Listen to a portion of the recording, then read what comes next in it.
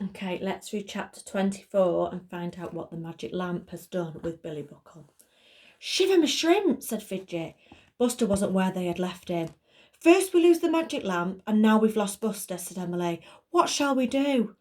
Search my litter tray, said Fidget, putting on his sunglasses and peering at the sea of people. Wait a mo, I think I spot him over there by that candy floss stall. Emily couldn't see anything except loads of children and grown-ups all eager to have fun. This way, said Fidget. He took hold of Emily's hand and guided her through the crowds to where Buster stood, his face nearly hidden behind a huge stick of pink candy floss. Under his arm was tucked a large doll. The magic lamp, meanwhile, was clinging to one of Buster's ankles. What are you doing, old cod? Said Fidget, sounding none too pleased. I told you not to move. They saw me. Who saw you? The couple who smashed Edie Crystal's ball. The woman wearing a day-glow vest and her sidekick. A little fellow with red flashing lights on his trainers. Jelly my eels, said Fidget. I saw him yesterday in the ghost train. I bet they both work for Blinky Bellvale. Fidget scanned the crowd. Nope, can't see them. Whether you can see them or not, they were after me, and I had to hide somewhere, so I hid in the crowd. It's called hiding in plain sight, said Emily. I read about it in one of my detective books. Still, I see you in time to win a doll at the Coconut Shy. This isn't a doll, said Buster. This is Billy Buckle. I think he's been hypnotised. Are you sure? Said Emily. Yes, look, said Buster, prodding Billy. You can do anything and he won't wake up. And he's shrunk. That's how I freed him, added the lamp. I did that all by myself. It was then that Fidget caught sight of the woman in the day-glow vest with her sidekick. Time to leave, he said. He picked up the lamp and they quickly made their way to the exit.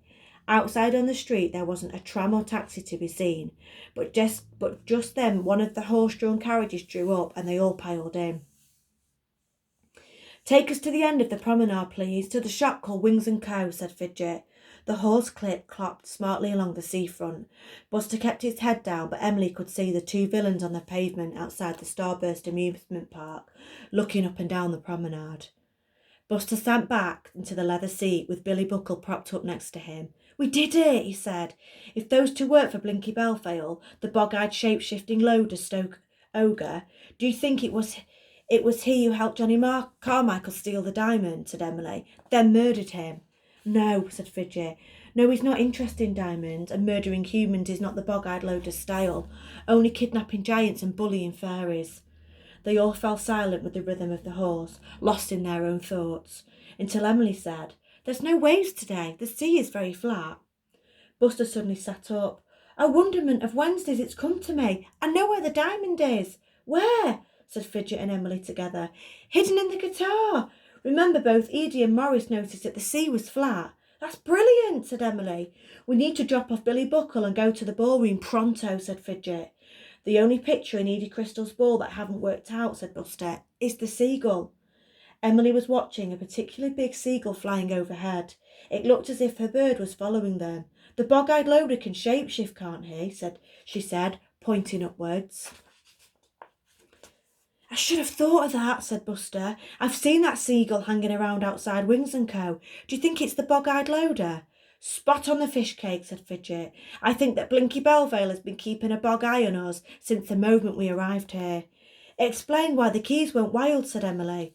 Got it in one, said Buster. That bog-eyed seagull fogged their metal mentality, and it was down to him being in the neighbourhood that Edie's crystal ball went on the blink. At Wings & Co., Edie was at the door to meet them.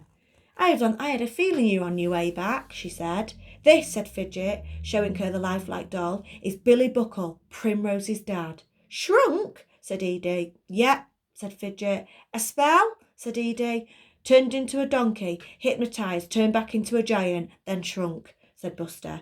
I shrank him. I did that bit, said the lamp, as it toddled off to check on the keys and tell them about its triumph. Wait a mo, said Fidget. Where are you going?